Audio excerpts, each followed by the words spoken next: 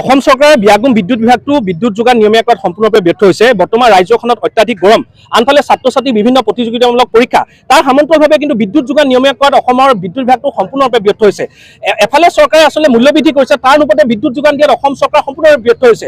অসমৰ আচলতে বিয়াগুম বিদ্যুৎ বিভাগটোৰ শক্তিমন্ত্ৰীগৰাকী অসমন্যতা আৰু বিদ্যুৎ বিভাগৰ কৰ্মচাৰী অসমন্যাৰ কাৰণে ৰাইজক হাৰাশাস্তি কৰা কাৰ্য কোনো কাৰণতে ছাত্ৰ সন্থাই মানি লয়। আজি আমি ক'ব বিচাৰিছোঁ যে অসমৰ মুখ্যমন্ত্ৰীগৰাকীয়ে বিভিন্ন মেলেমেলিকে ডাঙৰ ভাষণ দি কয় যে অসমখনক ভাৰতবৰ্ষৰ 10খন ৰাজ্যৰ ভিতৰত আচলতে উন্নীত কৰিব। যদি ৰাজ্যখনৰ জনসাধাৰণক প্ৰয়োজনীয় বিদ্যুৎ যোগান দিয়াতে যদি ব্যৰ্থ হয়, তেতিয়াহ'লে তেওঁ কথাবোৰ যে মিছা, সেই কথাটো প্ৰমাণ হৈছে। আজি সদৌ অসম ছাত্ৰ সন্থাৰ আহ্বান মৰ্মে সদৌ যোৰহাট জিলা ছাত্ৰ সন্থাই যোৰহাটৰ APDCL কাৰ্যালয়ৰ সন্মুখত আমি বিক্ষোভ কাৰ্যসূচী হাতত লৈছোঁ। ইয়াৰ পৰা আমি স্পষ্টকৈ আহ্বান জনাইছোঁ, বিদ্যুৎ বিভাগৰ এই মমতালি সহ্য কৰা নহ'ব।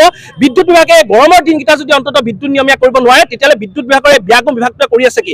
স্মাৰ্ট মিটাৰ যেতিয়াৰ পৰা সংযোজন কৰা হ'ল, তেতিয়াৰ পৰা আচলতে অত্যাধিক হাৰত বিদ্যুৎৰ মাচুল আহিবলৈ ল'লে, কিন্তু সেইকাৰণে নিয়মৰ কাৰণে APDCL কোনো ধৰণৰ ব্যৱস্থা গ্ৰহণ কৰা নাই। এনেদৰে ৰাইজক জোৰ জুলুম কৰিব, অত্যাচাৰ কৰিব, এই কথা আমি কেতিয়াও ছাত্ৰ সন্থাই মানি নলওঁ।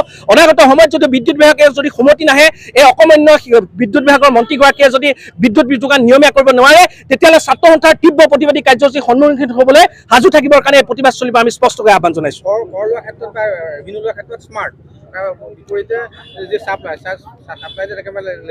হয়, আচলতে মুখ্যমন্ত্ৰীগৰাকীয়ে ফুলজাৰি মাৰি থাকে যে অসমখন স্মাৰ্ট হৈছে, বিদ্যুৎ মিটাৰ স্মাৰ্ট লগাইছে।